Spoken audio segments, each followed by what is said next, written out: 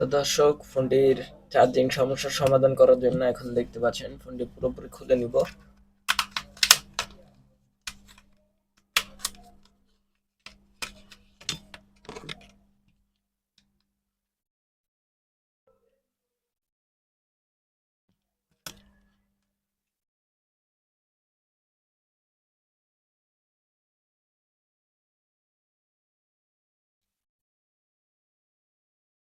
তো দর্শক, স্ক্রুগুলো খোলা শেষ আমাদের।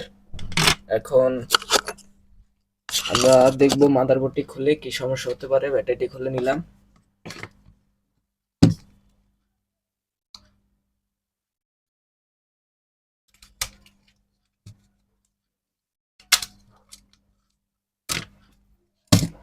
ডিসপ্লে কানেক্টরটি খুলে নিব।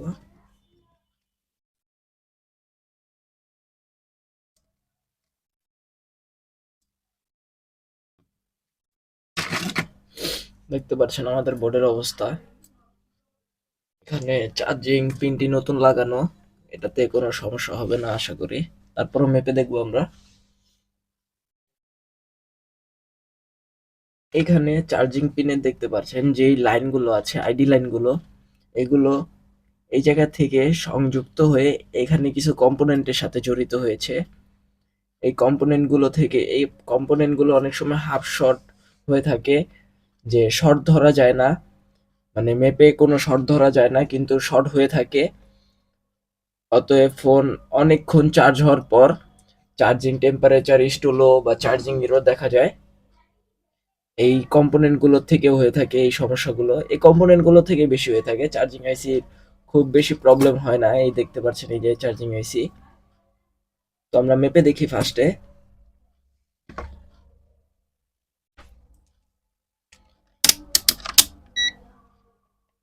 ফার্স্ট অফ অল আমরা ক্যাপাসিটর গুলো মেপে দেখব।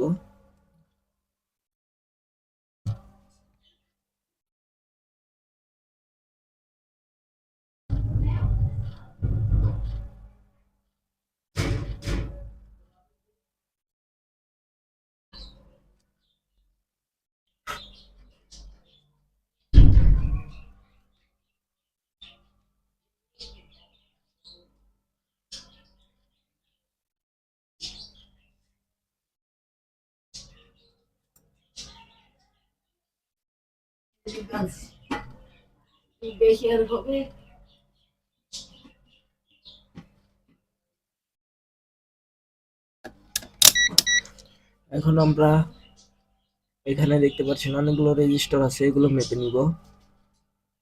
এখানে বেশিরভাগ রেজিস্টার মাপার জন্য মিটারকে ওহমস মোডে রেখে 200 কিলো ওহমস মোডে রেখে রেজিস্টারের দুই প্রান্তে ধরতে হবে।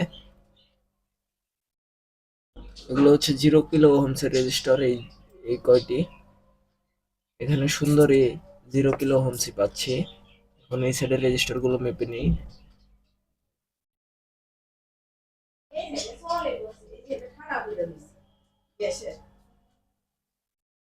এখানে এই রেজিস্টারটির মান অনেক বেশি আপ ডাউন করছে।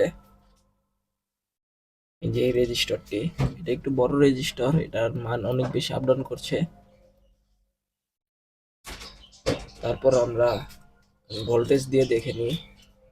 এখানে আরো ডায়োড গুলো আছে, ডায়োড গুলো নষ্ট হবে না, চোখ দিয়ে দেখা যাচ্ছে। ডায়োড গুলো আপনারা দেখে বুঝতে পারবেন। ডায়োড যদি নষ্ট হয়ে থাকে, ফুলে ওঠে বা ফেটে যায় বা কালো হয়ে থাকে, পুড়ে যায়, ডায়োড গুলো সমস্যা হবে না আশা করি। দেখতে পাচ্ছেন এই ডায়োড গুলো। এখন আমরা চার্জিং লাইন লাগিয়ে কেবল কানেক্ট করে তারপর মাপবো এখানে ভোল্টেজ ঠিকঠাক মতো পাই কিনা। দেখতে পাচ্ছেন চার্জার লাগিয়ে দিলাম।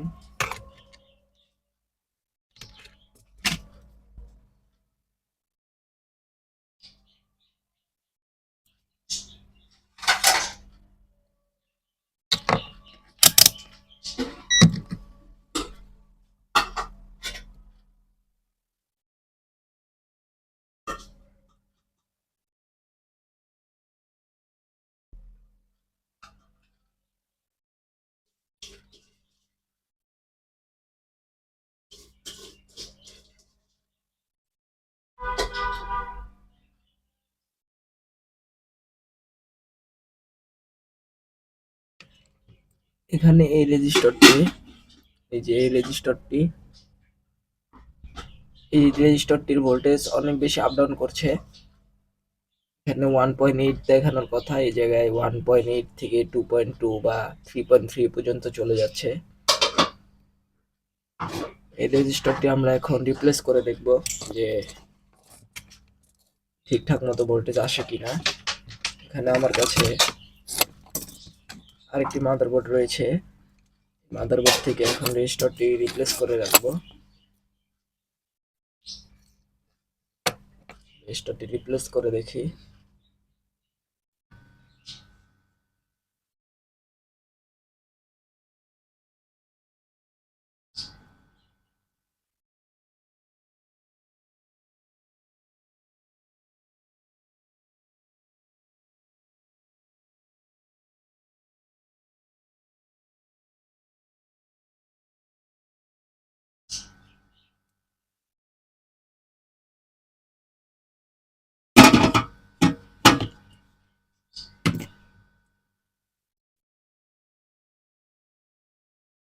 তো দর্শক দেখতে পাচ্ছেন আমরা রেজিস্টারটি রিপ্লেস করে দিলাম।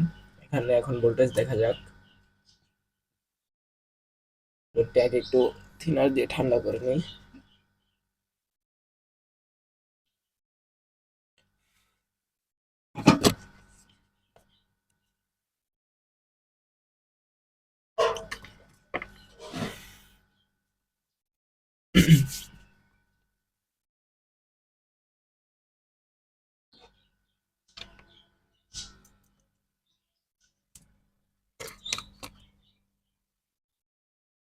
বোর্ডটি ঠান্ডা করা হয়ে গেছে, এখন ভোল্টেজটি মেপে দেখা যাক।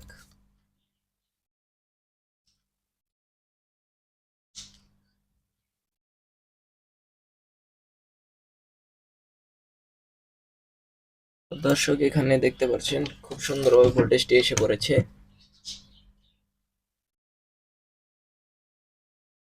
দেখতে পাচ্ছেন বিসি মোডে বোর্ডটি রেখে নিয়েছি। মিটারটি